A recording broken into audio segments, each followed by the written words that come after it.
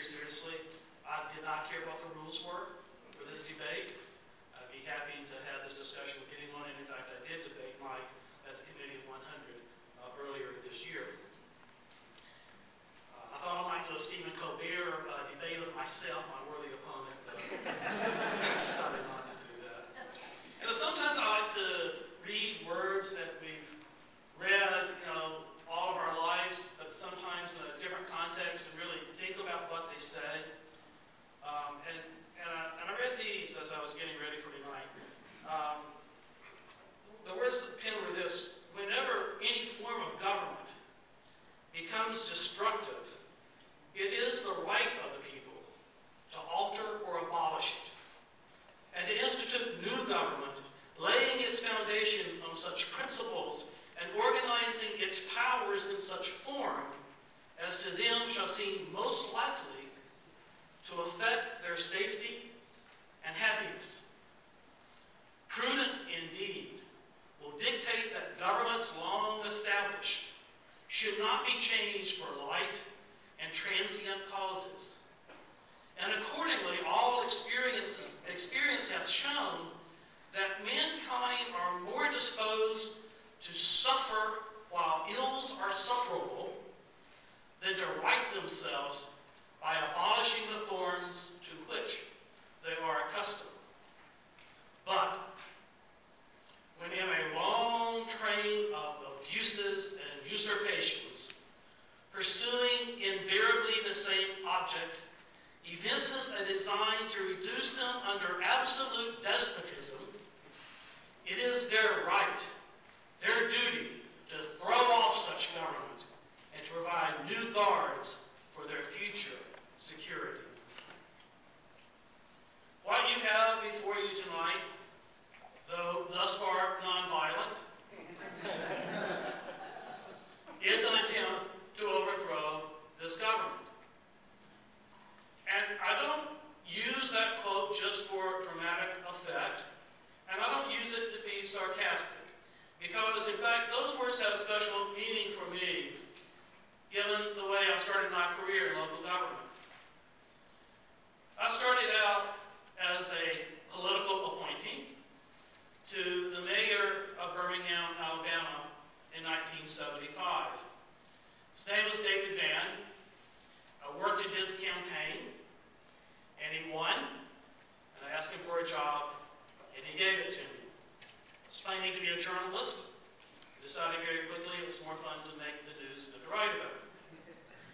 But the reason I got involved in that campaign was my deep and abiding respect for David Vann, who is no longer with us. Because you see, David was a mastermind that orchestrated the overthrow of the Birmingham government in the early 1960s. David left Alabama, came up here and went to law school at GW and clerked for Hugo Black. And unlike many of the people in this generation, he went back to Alabama and went to Birmingham to make a change. And what he saw with the racist regime there, which was a commission form of government, and I hope you will read in detail the details of the county board form of government, because it's a form of government in which the legislative and executive functions were combined in one body. The commission together was the legislative body, and individually they were the executives.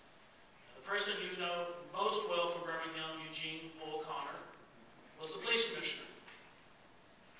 And together they ran a government that was deeply committed to intolerance and evil. And David organized a petition drive to call for a referendum that led to a vote that overthrew the commission form of government and instituted a mayor-council form of government with a separation between the executive and legislative functions. And David then, as a businessman, was engaged in negotiating with Dr. King and the others the end of Birmingham boycotts and the elimination of the Jim Crow laws in Birmingham. So in fact, even at the local level, government can be bad. And sometimes it does need to be overthrown. What is that long list of usurpations in Arlington County? What is the evil here? A county that has consistent AAA bond ratings. It's not a financial crisis. It's been touted by Business Week and The New York Times is one of the communities to best weather the recession, the lowest unemployment rate in Virginia and the Washington area, an average household income that is among the highest in the nation, residential properties that have actually held their values during this recession. It's not a safety issue either. This is an area with extraordinary low crime. It's not an education crisis. We have some of the best schools in the country. We have comparatively low tax rates, and we've won awards for smart growth, transportation, human services, housing, and in many, many other areas. We were praised for our model response, our fire department, and our police department, and our sheriff's office in the attacks on the Pentagon at 9/11. And how do our residents feel? They provide an 87% satisfaction rating compared to a 58% average nationally. The union's website says that we need to change Arlington's form of government because the county has changed a great deal since the 1930s, and indeed it has. But we operate under a form of government that has changed right along with it.